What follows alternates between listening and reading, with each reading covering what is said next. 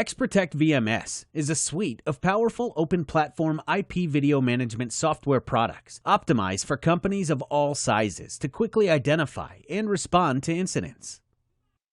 In this video tutorial, you will learn how to install an XProtect VMS on a single computer. We placed both the license file and the installer on the desktop.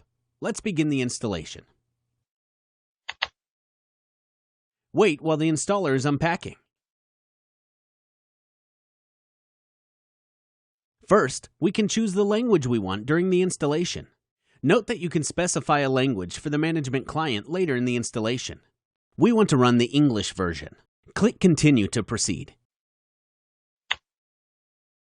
Read the license agreement and select the I accept checkbox to accept the terms. Click Continue. The license file determines what XProtect version the installer will install. In this case, we have a license file for XProtect Professional Plus, but the installation steps are exactly the same for all Plus versions. Click Browse to locate the license file. Click the desktop icon in the navigation pane on the left. At the bottom of the list, click the LIC file. Click Open. Click Continue.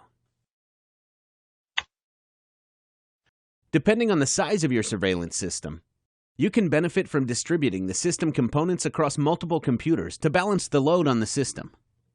In this case, an installation with all components on the same computer is sufficient. Click Single Computer. Here you see the list of components in the single computer installation. The free Exploring XProtect VMS System Architecture and Communication e-learning course on the Milestone Learning portal explains what these components do and how they communicate with each other. You'll need this information for troubleshooting this system and for designing and configuring more complex multi-server installations. For now, click Continue. This is where we can specify settings for the recording server. The installer automatically suggests the computer name as the name for the recording server. We changed the location of the media database to a separate drive because we don't want to run the media database and operating system on the same physical disk.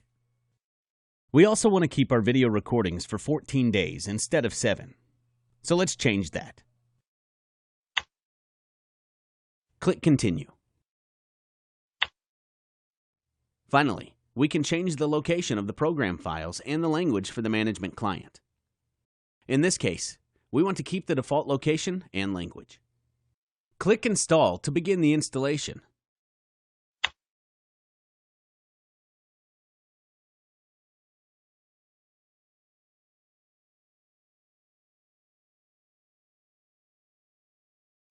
To install the Windows IIS and SQL Express database correctly, the computer needs to restart at this point.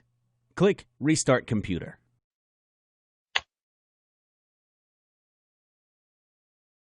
When the computer has restarted, it will automatically resume the installation.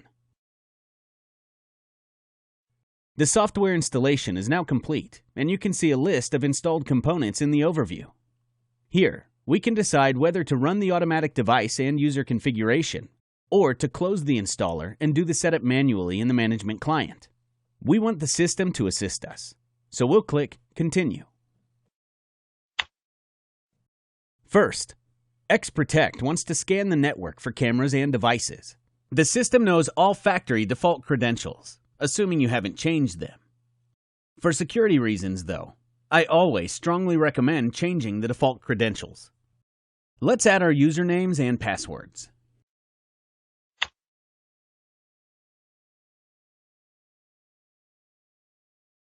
If you want to know more about how to strengthen and secure your VMS, I recommend you download and read the XProtect VMS Products Hardening Guide.